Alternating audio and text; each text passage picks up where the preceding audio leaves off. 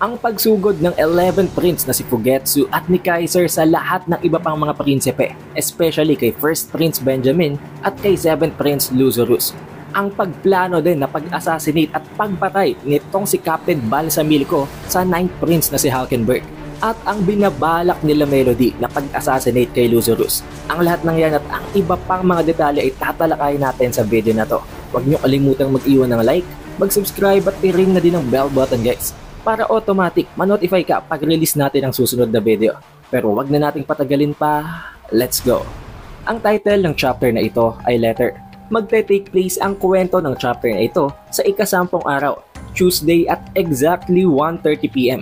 Dito'y iniisip nitong si Zhang Lei kung anong gagawin nilang plano dahil ibinahagi na nga sa kanya ng kanyang sariling bodyguard kung anong napag-usapan nitong si Longhee, ni Kurapika at ni Bill. Ang pinaka-summary ng napag-usapan nila is that kung matira man daw ang tatlong mga princess na itong si Zhang Lei, si Tsubepa at si Wobble para matapos na agad ang gaganapin na succession war at para hindi na dumanak pa ang dugo sa kanilang tatlo ay magwi-withdraw si Wobble at si Tsubepa. Therefore, itong si Zhang Lei ang mananalo at ang kukuha ng trono at hindi na nila kakailanganin pang magpatayan. Na sa una, hindi naman pinroblema nitong si Zhang Lei habang iniisip na oo, gagawin talaga yun ni Wobble dahil unang-una sa lahat, paano naman magiging hari ang isang sanggol? Pero nagtataka siya at nagda-doubt siya dito kay Tsubepa dahil hindi niya ma-imagine na susuko talaga itong si Tsubepa. At alam din niya na walang point, walang magiging positive effect ang pagsuko ni Tsubepa sa laban. Nang dahil dito, naitanong itong si Zhang Lei kung may official documents daw ba na pinirmahan ang both parties para masigurado na magko-comply at gagawin talaga nitong si Tsubepa ang kanilang pangako. Na sinagot naman ng kanyang bodyguard na oo, meron daw. At hindi lamang yon, in-insist pa daw nitong sila Kurapika at ni Prince Wobble na kailangang manatili daw si Sakata at si Hashito sa kanilang quarters para manatili sila doon para makakuha pa ng maraming information at para pagkatiwalaan pa sila ni Zhang Lei. Sa panig naman guys nitong si Tsubepa, ine-explain naman sa kanya ni Mahor na tinanggap na at pumayag itong si Kurapika sa kanilang alyansa. At hindi lamang yun, pumapayag din daw si Kurapika sa partnership na ino-offer nila sa kanya. Meaning, makakasama talaga si Kurapika sa kanilang quarters. Pwede silang magkaroon ng meeting tulad ng ginagawa ni Kurapika na meeting dito kay Zhang Lei. However, there is a condition. Kapag gaganapin daw ang meeting, pwede daw dapat isama si Queen Oito at si Prince Wobble sa mga meetings na yon. At hindi lamang yon, dapat daw ay pwede ding sumama si Sakata at si Hashito para ma-sharean din sila ng information para kay Zhang Lei na hindi naman ikinagalit nitong si Tsubepa. And in fact, natutuwa pa nga siya habang pinalalabas na gusto pa nga daw niya yon na makasamang mabuhay itong si Wobble at si Queen Oito. Habang naririnig naman itong si Rian ang sinasabi ni Tsubepa at ang mga exchange of information ng kanyang bodyguard sa kanya, alam naman ni Rian kung ano talaga ang pakay ni Tsubepa. Hindi yun si Queen Oito, hindi din yun itong si Prince Wobble kung hindi si Kurapika mismo.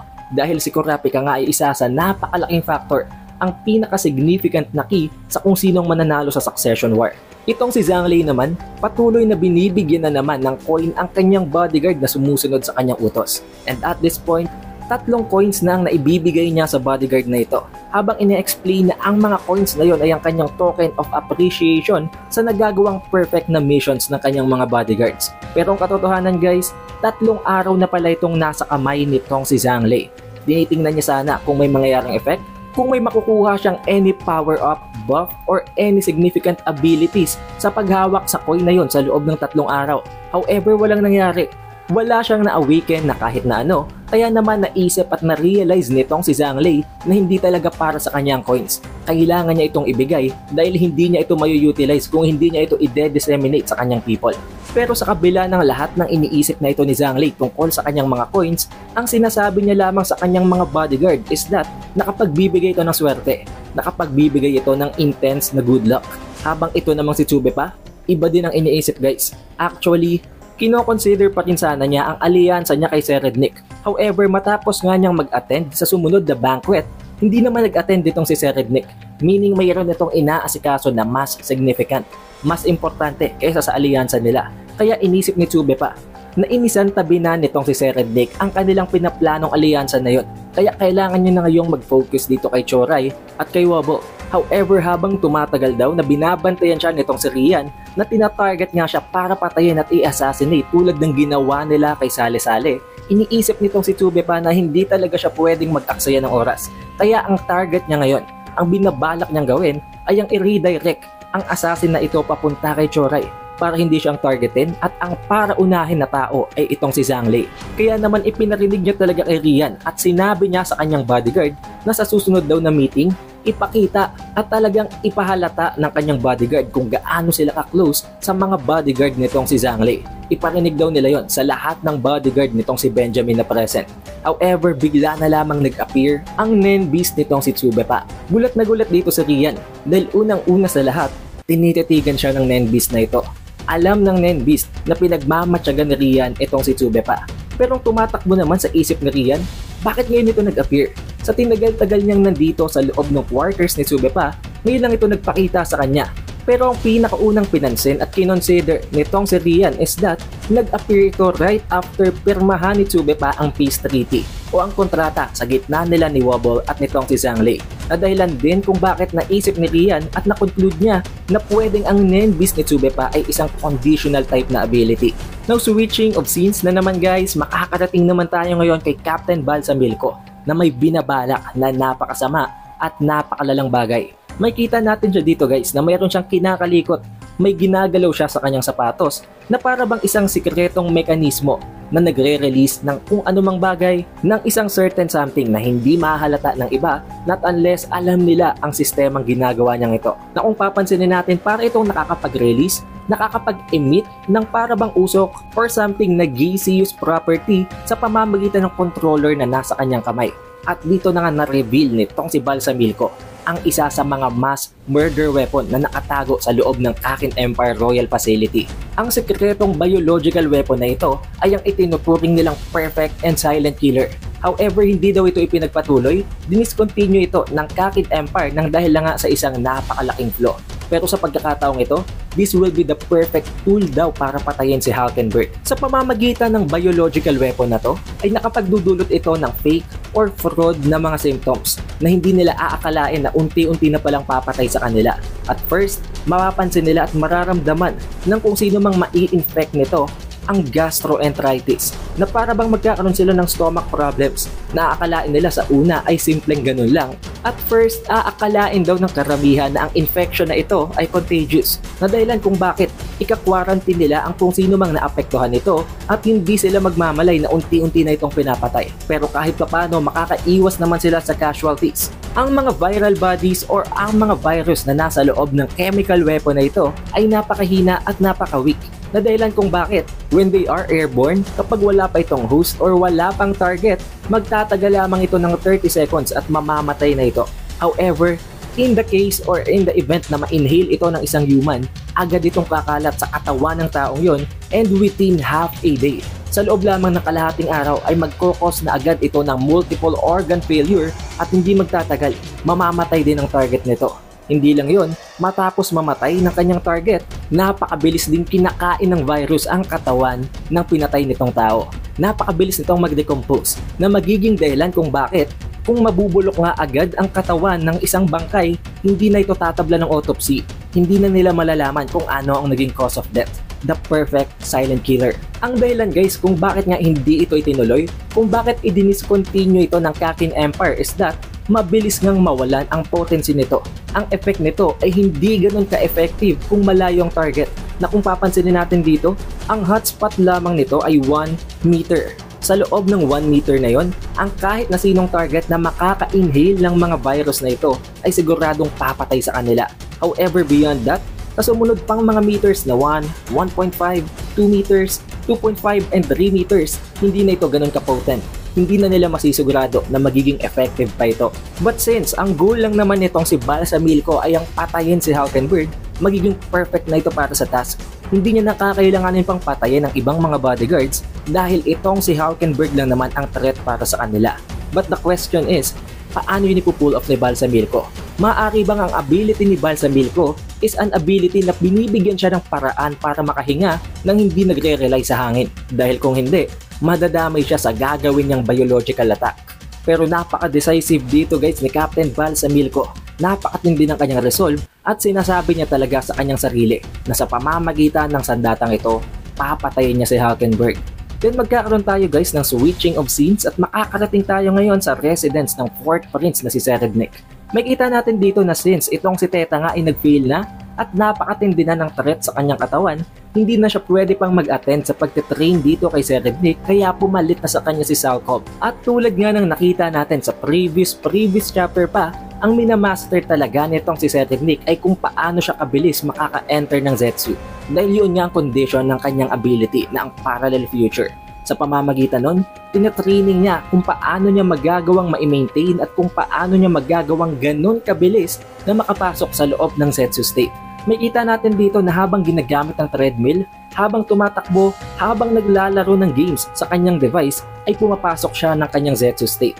At ang nakakabilib pa dito, sa loob ng napakaraming mga multitasking na ito, nagawa niya pang makapasok ng Zetsu sa loob ng 9.7 seconds. Hindi makapaniwala itong si Salkov at alam niya na dito guys kung bakit itinuturing na isang halimaw, na isang monster nitong si Teta, itong si Serednik, dahil para nga sa kanya, magte-take daw ng isang buong taon para ma-pull off ang ganitong klase ng feat na ginawa lamang nitong si Serednik sa loob ng kalahating araw.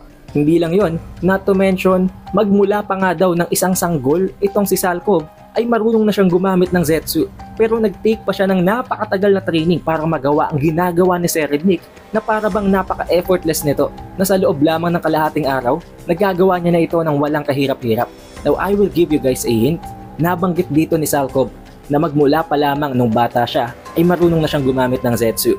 Kung nanood kayo ng ating previous chapter, then surely alam nyo na kung ano ang ibig sabihin nito. Although it is an indirect way nitong si Togashi para ibigay sa atin ang impormasyon na to, most likely itong si Salkov ay isa sa mga appetizing sacrifices. Isa din siya sa mga anak ni Beyond Netero.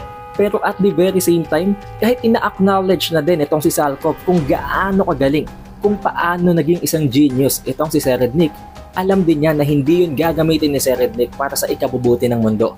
Gagamitin niya ito para sa kanyang selfish desires, para sa politics at para lamunin ang lahat ng nasasakop ng kanyang kapangyarihan.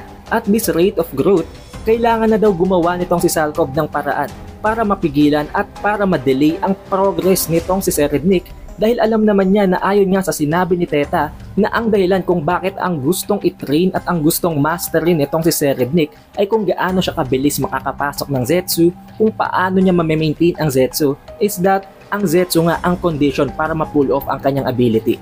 As of now, hindi pa sila sigurado pero binanggit sa kanya ni Teta na once na makapasok ng Zetsu itong si Serednik, nagagawa niyang mabagong future. Nagagawa niyang ma-manipulate ang mga bagay-bagay. Kung paano yun naging posible, ayon daw kay Teta, habang pinapakain at pinapalamon nitong si Serednik ng napakadaming amount ng ora ang kanyang sariling Nen Beast, sa pamamagitan nun, since busog na nga ito at napakarami na nitong nakuha na ora mula sa kanya, the moment na i-cut off niya ang source ng ora na ibinibigay niya sa Nen Beast, automatically natitrigger daw ang Nen Beast niya at nakakapasok siya sa kanyang ability. Pero kahit na ganon, hindi pa rin naman pwedeng basta-basta kumilos na lang itong si Salkov. Dahil unang-una sa lahat, ang lahat ng yon ay narinig niya lang kay Teta. Hindi pa yun confirmed at hindi pa man nga lamang niya nakikita ang mga Nen Beast nitong si Serednik. Makikita naman natin dito guys, napapasok na nga dito ang bodyguard nitong si Serednik, ang kanyang captain ng bodyguard squad na nakipag-usap kay Melody. Inireport sa kanya ng bodyguard na ito na although hindi pa daw nag-a-accept ng invitation itong si Melody, open naman daw ito for negotiations. At hindi lamang yon, maging ang Justice Bureau daw ay pinaghihinalaan itong si Melody na kasabwat siya sa ginawang pagtakas ng 10th Prince at ng 11th Prince.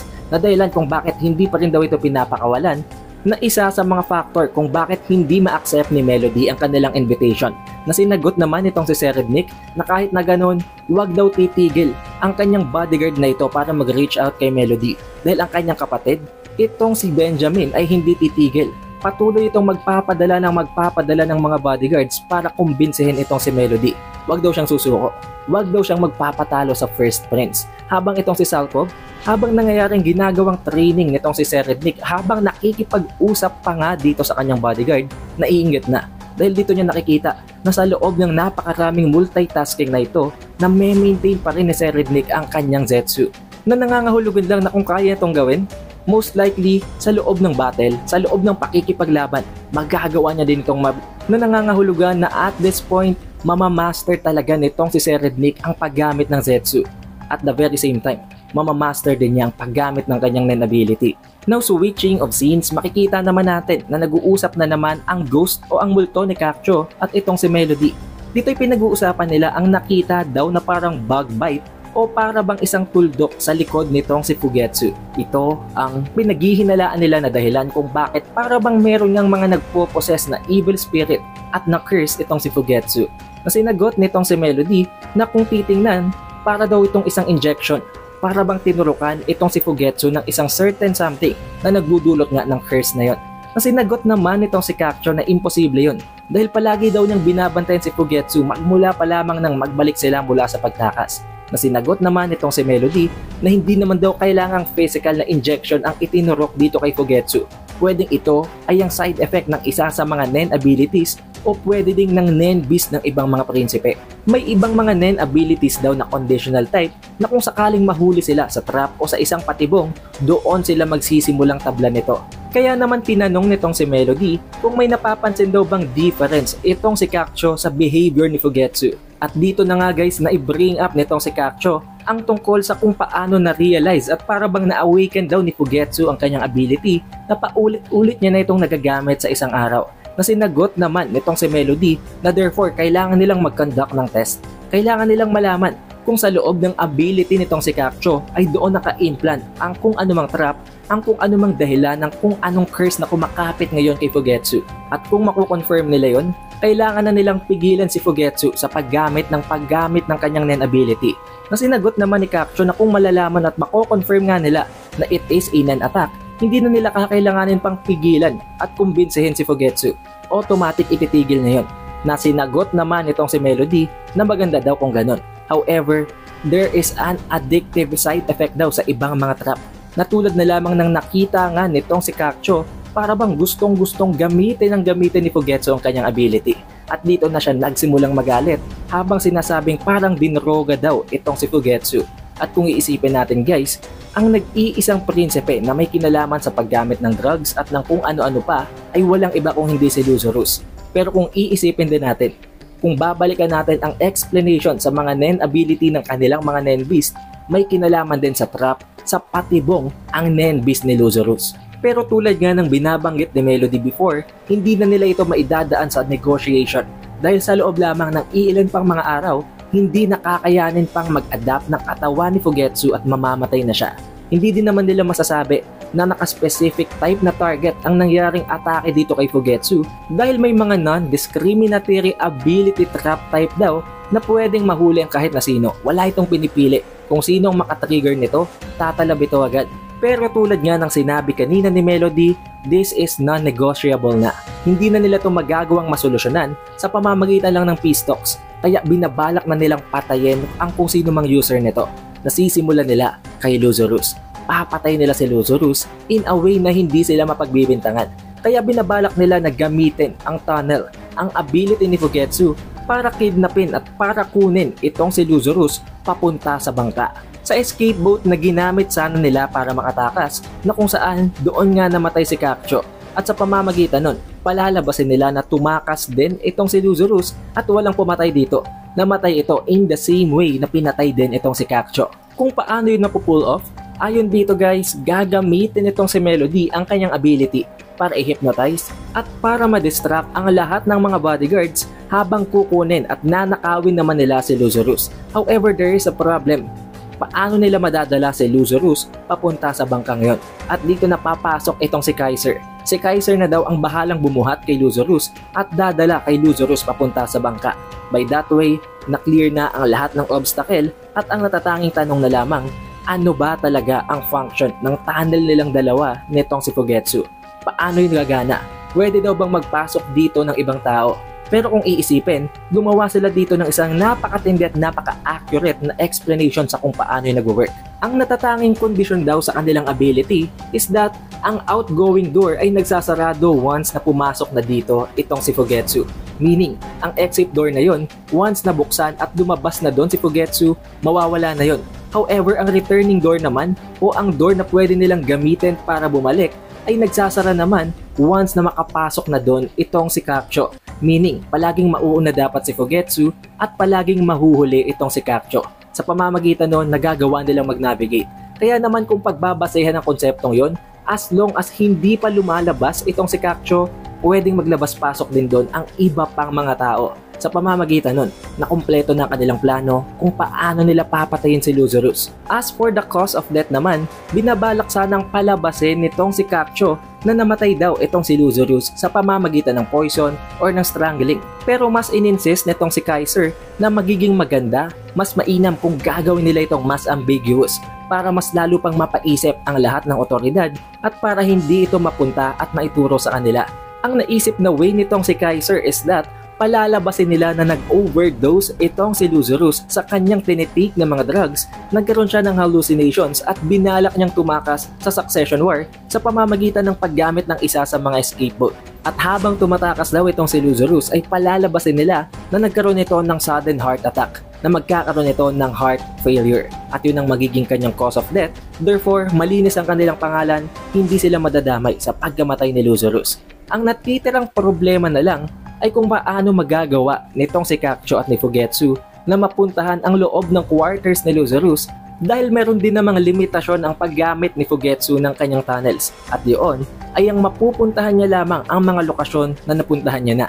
Kaya kailangan nilang mapuntahan muna ang residence nitong sila Lazarus para ma-pull off ang gagawin nilang assassination plan na yon, na dahilan kung bakit dito na nga magsisimula ang gagawin nilang plano sa kung paano nila mapupuntahan ang residence ni Lazarus.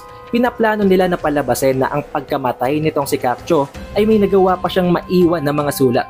Sa pamamagitan nun, magagawa nilang force na mapasok ang mga residences para ibigay ang sulat na yon nang hindi naghihingi ng permiso sa kahit na sino as a sign of respect sa pagkamatay ng 10th Prince. At dito nga ay hindi nagtagal, lumayag at lumabas na itong si Kaiser at ang kanyang mga kasamahan sa Ministry of Justice kasama itong si Fugetsu. Isinama nila si Fugetsu para palabasin na itong si Fugetsu ang magsisilbing para bang tagapagpahayag ng mga sulat na yon. Of course, at first, hindi pa sana siya hahayaang makapasok ng mga bodyguard nitong si Benjamin, pero since binring up na nga nila ang tungkol sa pagbibigay respeto sa namatay nitong kapatid na si Caccio, hinayaan na din sila nitong makapasok eventually.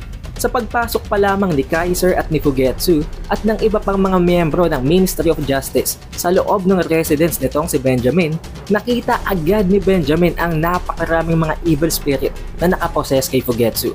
Although oo, lower ranking evil spirits daw ito, still hindi ito kakayanin ng weak and frail na katawan nitong si Fugetsu. Meaning, hindi talaga siya tatagal, sa loob ng iilang araw lang ay mamamatay siya. Hindi naman nagtagal at binigyan din ng permiso ni Benjamin na lumapit sa kanya ang kanyang nakababatang kapatid na si Fugetsu.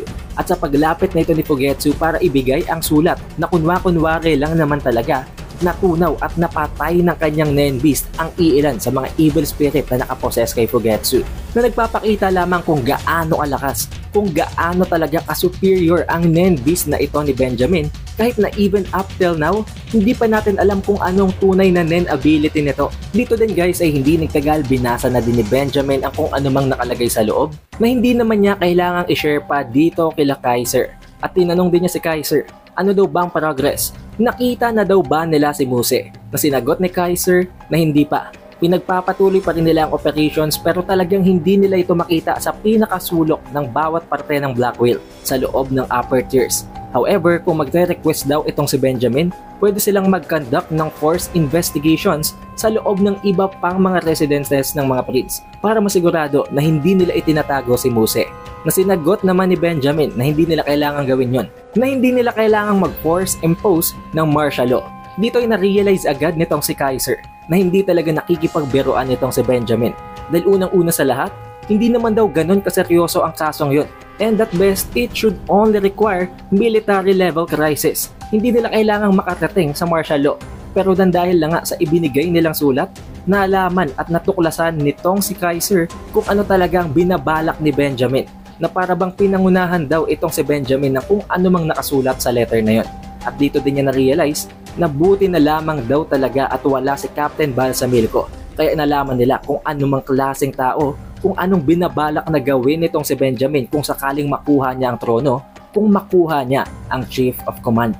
And then nag-proceed nga sila sa iba pang mga prinsipe, dumaan sila dito sa 6th Prince, sa 5th Prince na si Tyson at itong si Tsube pa, hanggang sa makarating sila sa pinaka-target nila sa pinaka-priority nilang puntahan talaga na residence na ang residence ng 7th Prince na si Lazarus. Dito ay makita natin guys na napaka-nonchalant talaga ni Lazarus. Napaka-chill niya na para bang wala lang nangyayari.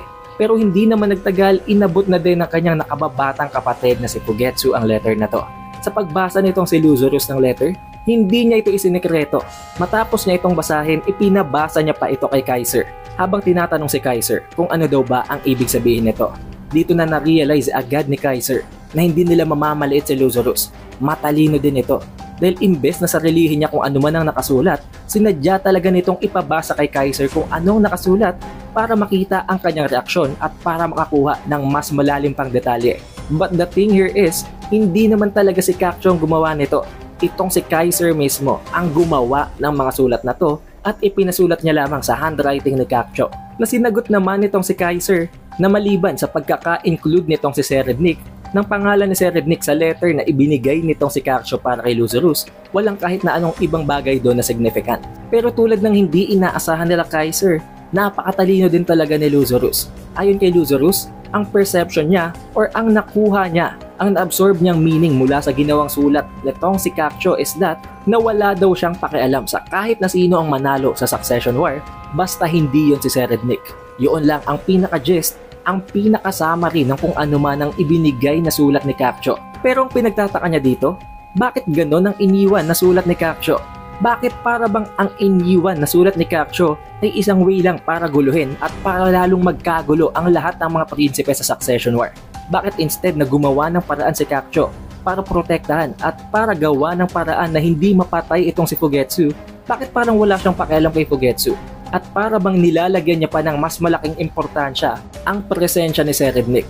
Ito ang dahilan kung bakit naisip nitong si Lazarus na may mali. Something is suspicious daw.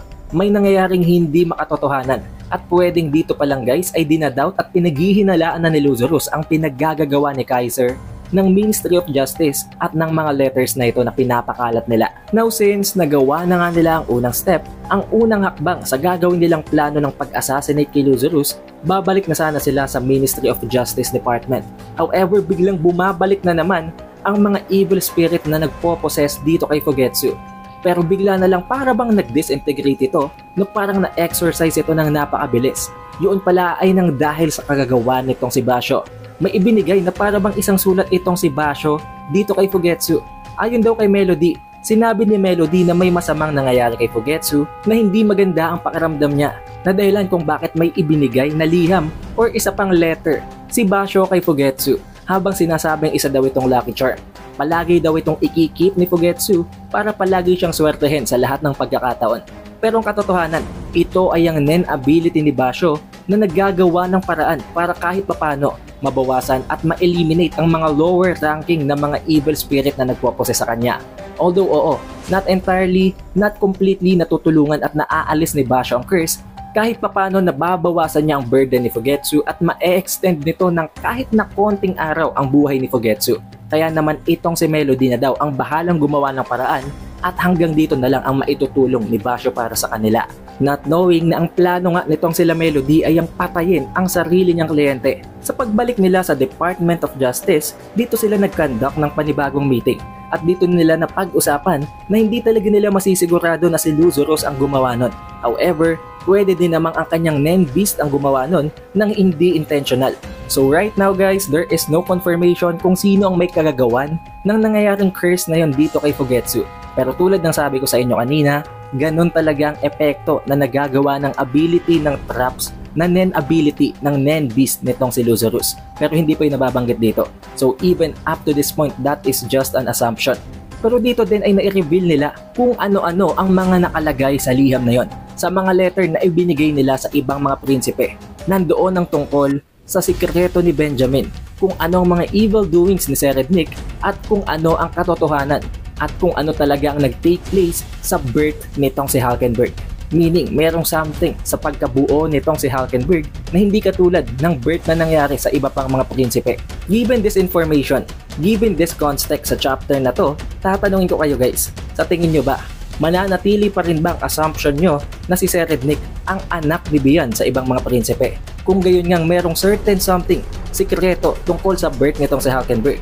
Well, for me, this just comes down to these two options, si Hulkenberg or si Serednik.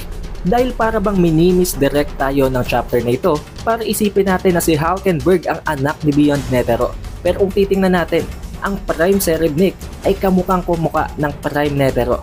Walang difference. Pero balik tayo dito sa nangyayaring meeting kala Melody. Nabanggit ni Melody na given all of those information na inileak nila, talagang magkakagulo ang mga prinsipe, ang mga kandidatong ito sa Succession War. At ang pinakahuling ginawa nga nila sa kanilang planong ito ay ang sabihin at ang mag-iwan din ng liham ng isang letter kay Kurapika. At ang nakalagay sa liham na yon is that ini-inform niya si Kurapika na hindi sila pwedeng tumakas. Hindi nila magagawang takasan ng Black Whale, hindi sila makakatakas sa Succession War. Not until matapos ito. Given that fact, inaasa na daw niya kay Kurapika kung anong gagawin itong solusyon para hindi na dumanak pa ang dugo. However, makikita natin dito guys na nababalot na din ng despair itong si Kurapika dahil dito niya naisip na hindi niya talaga maitatakas sa Succession War si Queen Oito at si Prince Wobble. Also guys, hindi ko nabanggit kanina pero since ang Ministry of Justice ay nasa Tier 2 at ang ibang mga prinsipe ay nasa Tier 1, itong si Fugetsu, itong si Kakcho at ang isa pang prinsipe, ang natatanging mga prinsipe na nasa Tier 2 at ang isa pang prinsipe na yon ay si Hulkenberg. Currently itong si Hulkenberg guys ay nasa loob ng isang ospital nang dahil na nga sa nag-collapse daw ito. Hindi alam nitong si Kaiser kung anong dahilan. Pwedeng side effect ng ginagawa nitong napakatinding rumbling aura o pwede din namang intentional yon. Isang way ni Hulkenberg para manatili sa Tier 2. Pero kailangan na nating antayin ang susunod na video para sa susunod na mga pangyayari. At konting spoiler guys, dito natin makita ang napakatinding laban sa gitna ni Captain Balsamilko, ni Benjamin, kontra sa panig naman ng 9th Prince na si Hulkenberg at ng isa sa kanilang mga bodyguard na kinuha mula dito kila Benjamin na si Vict. Siguraduhin mo nang nakapag-iwan ka ng like, nakasubscribe at na-ring mo ng bell button para automatic ma-notify ka pag release natin ng susunod na video. Also, we have an official Facebook page, kaya naman siguraduhin mo na din na naka-like at naka-follow ka na sa page na yon para hindi ka mahuhuli sa bawat updates natin tungkol sa Hunter x Hunter series at sa ating channel. Shoutouts nga rin pala guys sa napaka-solid na mga supporters na ito from the previous video na hindi na makapagantay para sa susunod na chapter. It is The Updated Weeb and I will see you guys on the next one.